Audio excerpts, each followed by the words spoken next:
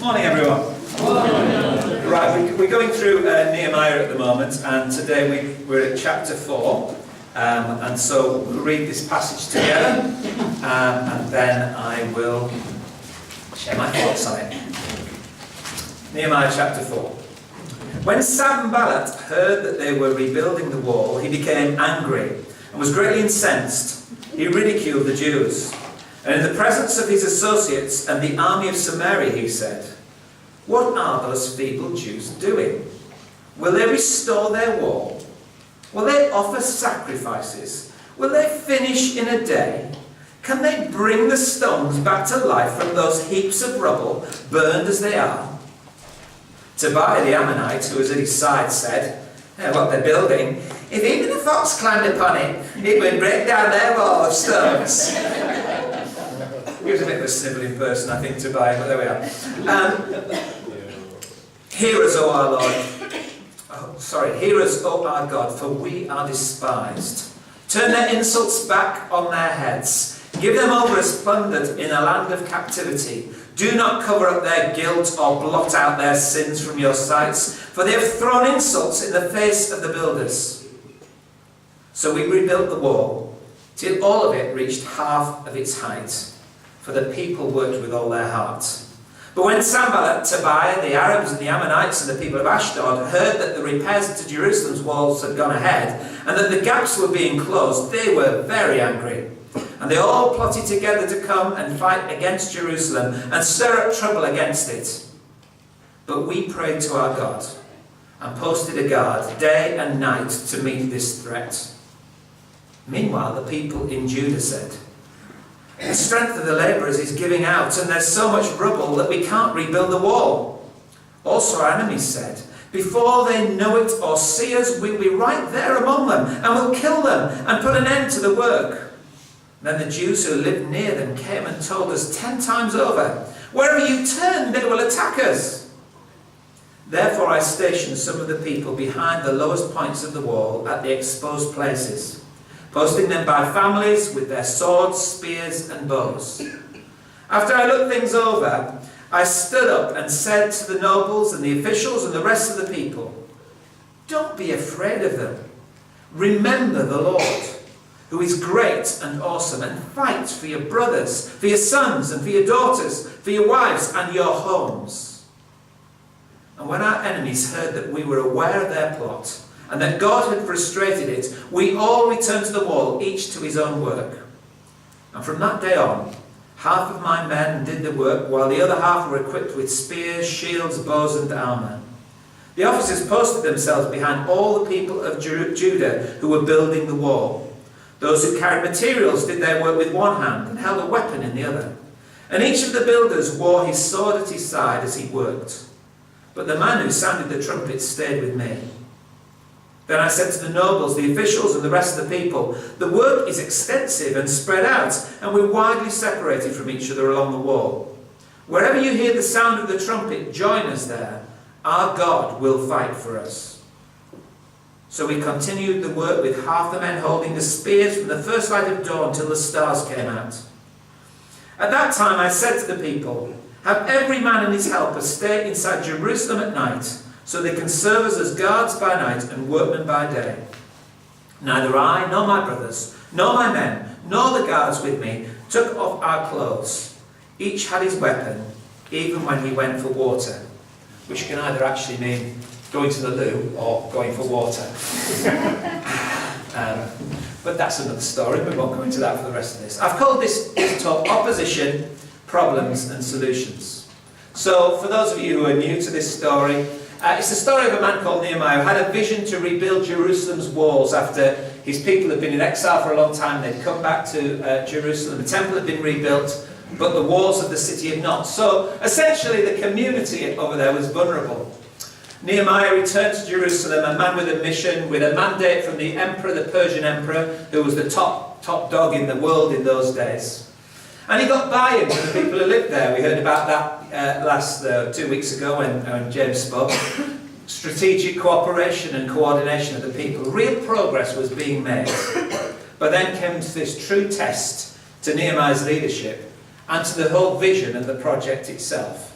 and the test is that of opposition. We're often shocked or even surprised by opposition to God-given projects.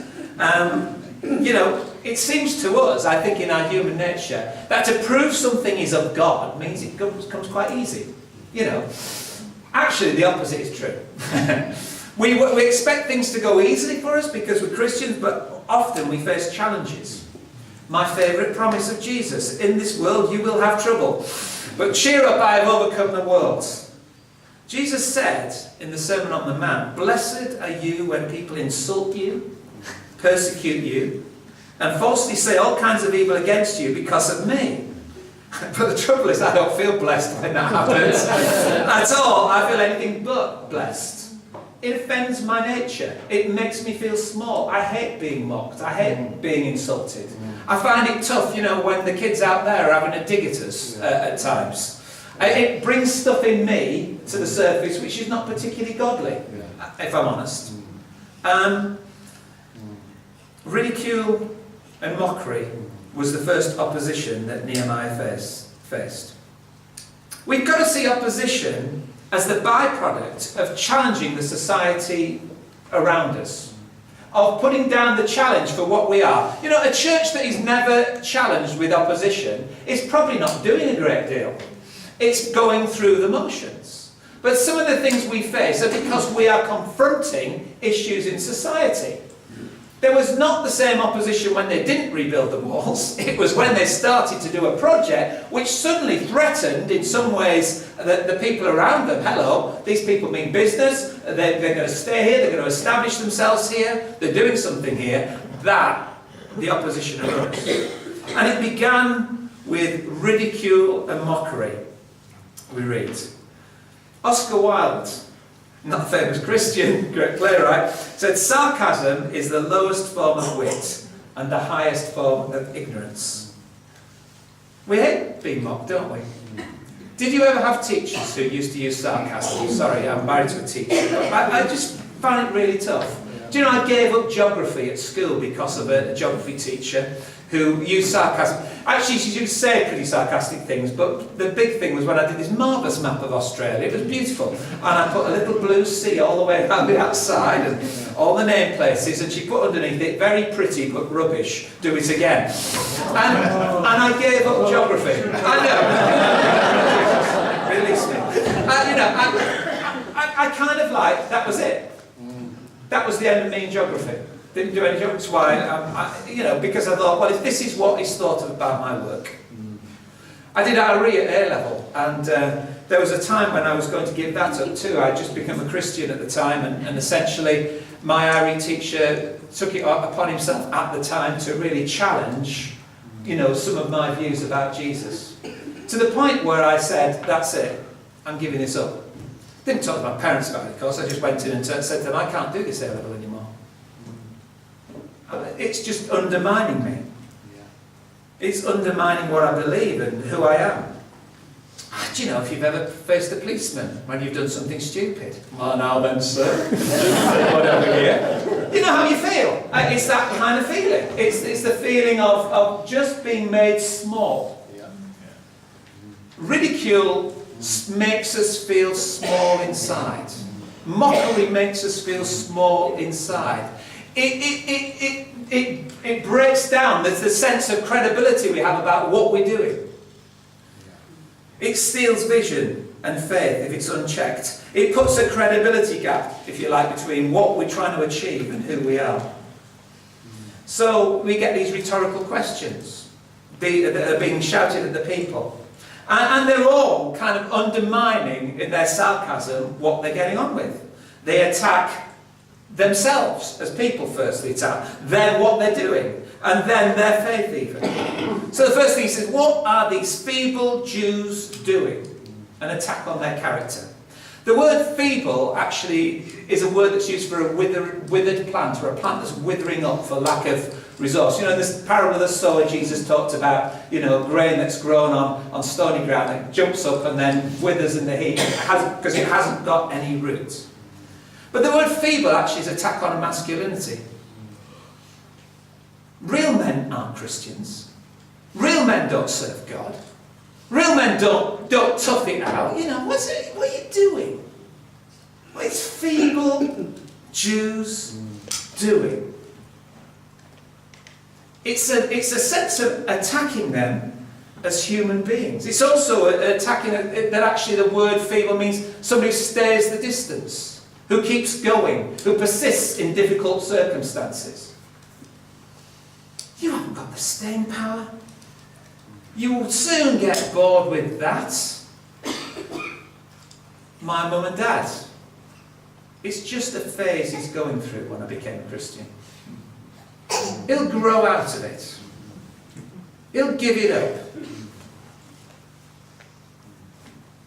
Will they restore the wall, the next thing? Attack on the vision or the plan? Do you really? Restore a wall, really? Did God really say that? Do you really think you're up to this? A wall around the whole city? Will they offer sacrifices and attack on their faith? Literally, will they pray up the wall? And not many Christians do it. Lord, please, build that extension out there, we ask in the name of Jesus. Well, we love it if it happened like that. We know it's not going to. Will they pray up the wall? Do you know, be reasonable, they say. Be rational. It takes more than faith. You need a reality check, guys, about what you believe in here. You actually think God's in this? You think this is a task that God's given you to do? Will they finish it in a day? Don't you know what you're taking on? The size of this project. Do you know our faith as Christians is often dependent upon the size of the task we're doing, rather than the size of God. But is it really faith then? Because if we feel we can do it within our own resources, within our own time scales, within our own finances, within our own gifts and abilities, it's not really faith, is it? It just means there's a good thing we can do for God. But faith asks us to go beyond what we're confident of achieving with our own resources and abilities. Well, if it's in a day, don't you realise how long it'll take you? Actually, do you know how long this took? Read Nehemiah 6 verse 15. This was 9 foot wide, this wall, we read, I think in Josephus, it might be in here, but I read somewhere, it's a 9 foot wall going round the whole city. It took them 52 days. Can you imagine a building project today taking 52 days of that size? Just put that one on your back burner. No, they won't finish it in a day, but they'll do it in less than 2 months. There you go. That would do for me. Can they bring the stones back to life from the heaps of rubble and attack on their resources?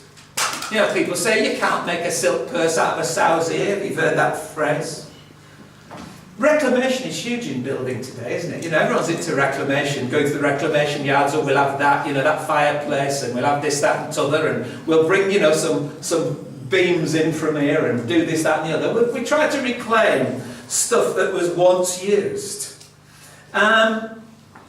Really, the rubble was their resource. The rubble was their resource. You can't burn stones. Well, you can, but they tend to stay in one place, you know. The potential wall, the stones, were lying around them, in a sense. They just weren't joined together. It's a bit like somebody saying, can you put this jigsaw together? Crunch. Look, it can be a hassle. When we had our drive done, we got all these stones, little bricks, like this, from just outside the crucible. Our next door neighbour who's doing work for us as a church, bless him for nothing, he's a good bloke. He basically said, oh, there's all these stones outside the crucible, we can use them on our drive, let's get them.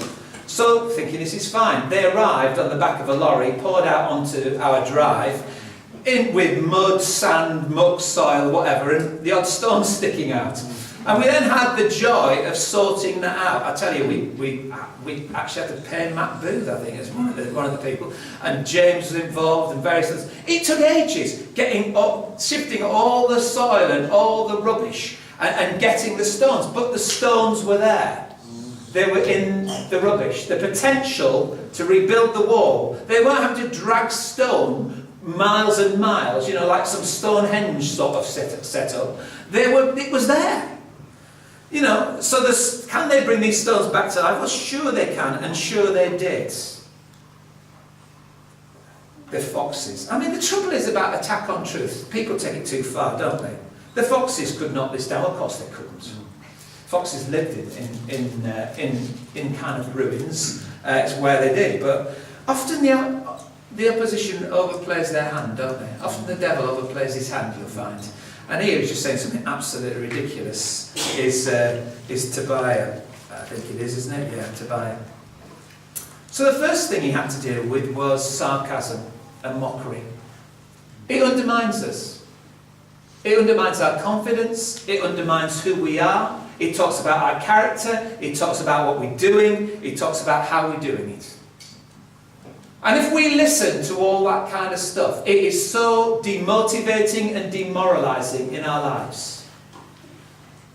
The next thing that he had to do was actually, as the wall grew, we read, so did the opposition. We read that the wall's getting to halfway up its height, and suddenly opposition is coming from all quarters. The Sumerians with Sanballat were from the north, Tobiah and the Ammonites were from the east, the Arabs were from the south, and the Ashdodites, Philistine, were from the west. All the way around we read about all these people that they were surrounded by who were now very angry. One of the challenges we face is that often, in difficult circumstances, we can feel like we're surrounded and there's no way of escape. There's nowhere to turn, is there? We're encircled by this thing. And we read that from all these kind of quarters, they are plotting, verse 8, and they're stirring up trouble against those who are working. The threat was growing. And the threats were becoming more violent. Verse 11, they were threatening them with death. What they're saying here, and suddenly the call seems to catch on in the people of God themselves. 10 times over, Nehemiah's hearing this. It means in the Hebrew, time and time again, people are saying, they're after us, they're going to kill us, they're going to stop us at all costs. We are in trouble here. Fear spreads when we start to listen to the threats of our enemy. It's an exaggerated kind of response that's happening for people, but people have got caught up with the idea that actually we can't make this happen because the enemy against us is too strong, it's coming from all quarters, and we're not going to make it work. It isn't a good idea. This could end in disaster. In the end, of course, none of these threats that we read about were acted upon. There's no reported attacks in this chapter. But the fear of the consequences of steps of faith can be enough to stop us making them in all our lives. If we actually follow God and do what God's asking us to do, gosh, the consequences might be problems. What will happen to us? And Nehemiah has to bring this back to God, we'll see. Bring this back to God and bring this to the people also, as we'll see a little bit later. But the question we have to ask ourselves, in the problems we face, and we all face different problems, is whom are we trusting? God or man?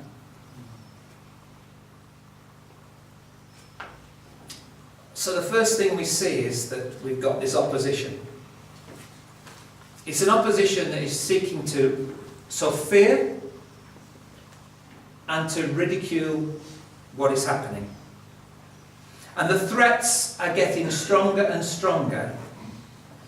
And the pressure is beginning to tell on some of the people who are picking up the talk, and the gossip is going around the group itself. We can't do this. In addition to the problems caused by this, there were other problems that Nehemiah faced. And it was among his own people. Firstly, in verse 10, ministry fatigue. The people were exhausted, we read. They were overwhelmed by the work. The task ahead of them seemed more challenging and demanding the wearier they became. The more tired you become, the more worn out you become, the more strung out you become in the service of God, the bigger the problems become, the bigger the challenges become, the less you feel able to cope with those things, And the more you feel under pressure to actually, to almost keep it going. Physical and emotional exhaustion brings us into a real place of vulnerability. Things start to appear far worse to us than they are. And we start to get a distorted image of things. They were halfway there, we read in verse 6. It was just too soon to quit. But they said there's just too much rubble. The rubble in our lives gets in the way, doesn't it? Our past failures, our defeats. It stops us from building today. The pressure of what's happened in the past history, the destruction of these walls, prevents them from actually getting on with what God is asking them to do in the now. Ministry fatigue in Christian service takes its toll on all of us. And can I say, we can't just keep going out of duty, doing the same thing in the same way. And Nehemiah didn't just tell the people just to carry on doing the same thing in the same way. He was a wise enough leader to say, we have to change things. They'd seen some success doing what they were doing. They'd got halfway there. But it hadn't been enough. And now they were completely shot through. And the second problem that he faced, as well as the outside problem of the intimidation of this sarcasm and this fear that's coming against him, was that of isolation of some of the people. The passage here talks about the exposed places on the wall in verse 13. In verse 19 we read that people were widely separated from each other along the wall. The real key to Nehemiah's success so far, and that we'll see throughout this, was a sense of people working together, building together, next door to each other, neighbours building towards each other. But the truth was that some people were isolated on the wall. They were too spread out for their own safety. Can I say to people in here, I don't know you all, but when isolation as a Christian is our choice, rather than out of our control, we open ourselves up to be exposed to attack, to be vulnerable. Just think about the natural world. Some of you might watch David Attenborough doing his stuff. Bless him, 90 years old, and he's still able to do what he does. But you see, predators attack stragglers. Predators attack stragglers. They attack the isolated. They attack the vulnerable. So in the natural world, so can happen to us in the spiritual world. Get connected, build relationship, become part, belong. Otherwise, that isolation breeds in itself, something that actually is unhealthy in us. Really unhealthy in us. So the problems he faced were the opposition outside, but also internally, some people struggling with isolation, other people struggling, as it were, with just ministry fatigue. And we come to find into the solutions. Firstly, we read that Nehemiah prayed. And throughout this book of Nehemiah, you'll see that at critical times and situations, Nehemiah turns to prayer, turns to God. The prayer in chapter 4, verse 5 and 6 is no sugar-coated prayer. It is not the kind of thing that somebody stands up and prays normally in a church service, It's not a religious prayer, is it? It's not that, oh dear Lord, we thank thee that we are all here together in thy presence this morning, and we ask thee to bless us with thy great abundance and benevolence. Nothing necessarily wrong with that. He's saying, get him, God. There is something very guttural about it. It comes from the guts, it comes from the emotions about this prayer. Nehemiah brings all his anger and his feelings about the mockery and ridicule of God to God. It is no sugar-coated prayer at all. He's saying to himself, look, God, you've called us to this. This is your idea, it's not ours. It's your work, not ours. The people who are therefore opposing us are opposing you. God, please deal with this opposition. There is no mention in this chapter of, and I need to learn this lesson, perhaps we all do, of Nehemiah retaliating to the people who were calling him. He's not shouting back at them. There's no kind of tete-a-tete going on around the walls. He brings his frustration and his anger about the situation, if you like, to God. And he says, God, deal with them. God, sort them out. God, sort out this. Can we pray like that? Might not be the most gracious prayer, but my word, there are times when we've just got to let what is inside us out. Yeah. Sometimes, brothers and sisters, ladies and gentlemen, we're just too polite with God. You are. Are you polite with your mum or your dad? You're feeling heartbroken. You're feeling cross about a situation. You're feeling angry about something. You see it in the Psalms. You'll see it in the prophets. You'll see it in the Bible. People expressing their innermost feelings to God. And do you know what? God copes with it far better than we do as religious Christians. Get rid of some of your religious mumbo-jumbo and coming to God in prayer. God help. God sort this out. God, I'm sick of it. I don't have to. We try to build this wall. We don't have to put up with this. Please sort it out. I mean, that's a pretty tough prayer, isn't it? But Nehemiah wasn't the only one praying. The interesting thing in this passage is he gets everyone praying. He doesn't just want them working. He wants them to connect with God in what they're doing. And to bring God into the process of what's happening here. He kind of like reminded the people to remember the Lord in verse 14. They remember the Lord who is great and awesome. He's saying, get your eyes off that lot who are chirping on out there and get your eyes upon God. At cricket, if Jensen was in, he would know about it, but thankfully it doesn't happen when you're a kid, but they do what they call is they give it the bird or the chirp behind the wickets, You'll see particularly in the Ashes Test, somebody's going out to bat, and they'll all go around them, and all the fielders around will make nice comments about the batsman's style or ability to stay in or whatever. Try and get them cross and angry so that they'll swing one across the line or miss a shot or do something. It's all part of the rich tapestry of playing cricket. Not a very good part. Jeff Boycott, good old Yorkshireman, who said I could face that with a stick of my mum's rhubarb, he also says marvellous things like, you just got to block that out of your mind. It's not about what they're saying, it's about me and what I'm doing here. It's about focus.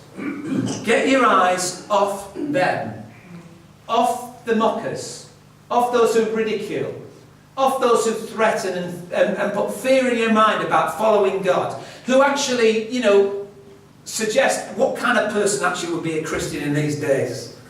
And remind yourself of God's words, God's will. He reminded the people in verse 20 that our God will fight for us. When we face opposition and challenges, we've got to remind ourselves of the greatness of God, that He's the one who's called us, and of His commitment to us. He will fight for us. Well, what do we do when we're under pressure? We moan. I'm talking about me now. You moan, groan, we talk about it all in those kind of terms. We kind of say, well, that's really tough, isn't it? We're having a tough time with that and that. But actually what Nehemiah seems to be saying to the people and himself is that pressure and challenges and trials of life should drive us to our knees. Should drive us to our knees. It drove Nehemiah to prayer, not to distraction. And the prayer strategy of Nehemiah that he brought into the people is twofold. First, it's verse 9, watch and pray. Something Jesus reminded us to do, didn't he? We prayed and we posted a guard, says Nehemiah. Sometimes we need to pray with our eyes open to see what's happening around us. And I'm not just talking about in ministry terms, I'm talking about our awareness of what's really happening, what's really going on. The enemy is trying to thwart God's purpose and plan in our lives. He comes like a thief in the night. That's why we have to set a guard at night as well. We've got to stay alert. We've got to stay alert. And the guard thing is just being aware. Just don't pray like an ostrich with your head. They don't actually put theirs in sand, do they? Somebody will tell me. But don't pray with your head in the sand or, kind of like hands over your ears and over your eyes, and just pretend it'll all go away if I close my eyes up. It's a bit like the kid under the blanket, afraid of the monster in the bedroom, it's not there. Saying, if I stay on here long enough, please God, send it away. Please God, it'll go. Face the monsters. Face the fears. Face them. But as well as watching and praying, he told them they needed to work and pray, which is exactly what the enemy doesn't want to happen. The mockery and threats of Sanballat were there to actually undermine the sense of faith. But actually what seemed to happen is that the people were galvanised, again, to pick up and say, we're not going to let what other people think about us prevent us doing what we believe God is asking us to do. The plan of the enemy was counterproductive. I suppose, the old saying, when the going gets tough, the tough get going. And I think Dave Cave in his book talks about swords and shovels. You could call it workers and warriors. But the bottom line is that the strategy of prayer was actually, we're going to fight and we're going to work. And there was this sense of some people were at arms fully, other people were at work all the time. In doing this, in the prayer time, there was the next thing about solutions was that Nehemiah did something practical. He didn't just exhort and encourage the people saying, we can do this, we get it, in churches, great orators who can whip people up to do whatever they say at the moment, and then 3 days later you don't quite feel quite as confident about doing it. He did that in verse 14. He said, come on, we're going to fight for ourselves, for our homes, for our families. God's with us, God's fighting for us. He did all that stuff, but that's not all he did. He took some practical steps. He did something practical and visible that showed he meant business. We're here to stay. We're here to get the job done. We're going to finish this job. I think, when we face challenges as a church, as individuals, it's not just enough to spiritualise things, to spiritualise opposition, to spiritualise solutions. We need to sometimes demonstrate our faith in action. We make a stand. We make a stand against the enemy. The practical solution was that the workers were now protected by warriors. And I think the sense is, you've got this weariness in the workers beforehand. But now only 50% of them are working and 50% of them are acting as guards warriors. And I'm pretty certain that what they did is they rotated. So essentially, that weariness about it's all getting too much for us. Well, I can stand here and leaning on my spear waiting for something to happen while you're doing it now. There was a sense where they could swap over and actually it provided a bit more energy and a bit more life to the whole thing, I think. Whatever it was a practical solution that worked. And he introduced this alarm system around the shofar, the ram's horn that was being blown. Josephus, in his book that he wrote about the rebuilding of the wall, says that the shofars were stationed every 500 feet along the wall. There was somebody ready with a trumpet to blow. Great job that. Tell you what, guys, you shift that 2 ton of stone down there and I'll just stand up here ready with the ram's horn. I'll see you when the 8-hour shift's over. What are you going to sign up for? I'll learn to play the trumpet. But all this did was help to build confidence and faith in the people. We're not vulnerable. We're not alone. We're not trying to do this in our own strength. We've got support and we've got a network around us. And that builds confidence. It's another reason why this isolation thing is just so dangerous for us. It's an amazing story. Because despite opposition that was personal against them, that was against what they were doing, that threats to their lives, despite the rubble that they faced, the rubbish they had to shift, and the weariness that they faced, we read in verse 6 that these people had a heart to work. And they worked for one another and with one another to get the job done, each one knowing their role and purpose, as we saw in chapter 3. So for us, today we heard some stories. We sang a song, didn't we? Now let the weak say I am strong. Roland brought a prophecy from God, talking about God meeting us in our weakness. Then we had people up here sharing. Angela sharing about how God met her in her weakness at home after a hyper attack. We had stories about testimonies of healing. We had Matt getting up talking about, the challenges for him as a dad who's sometimes absent from his kids, and how God's a father in these situations. There are times when we all feel very weak, when we all feel as though we cannot actually achieve the things we want to do. We look at those ladies from SEMA who come from very difficult backgrounds, husbands and partners often alcoholics, difficult situations from what I understand, working in terrible situations but put together a cottage industry which is now selling bags all over the place. Little people working together, little people getting a job done. The enemy will always say what we're doing is not enough. It's feeble. It's weak. It won't work. And if that doesn't work, he'll try to threaten us with more than that in terms of intimidation. There are times when we feel completely shot through with the amount we've done, and we have to pull back and learn what it is to rest and get that balance right. Because otherwise we get a distorted picture of what's happening around us. But God will fight for us. We need to remember him, not just look at the challenges we face in life. And in doing so together, moving out of our isolation, moving out from our place of weakness, God's strength being perfected in us, we can get the job done. I finish with Paul's prayer from Romans chapter 15, verses 5 and 6 for us today. May the God who gives endurance and encouragement give you a spirit of unity among yourselves as you follow Christ Jesus, so that with one heart and mouth you may glorify the God and Father of our Lord Jesus Christ. Amen. Amen.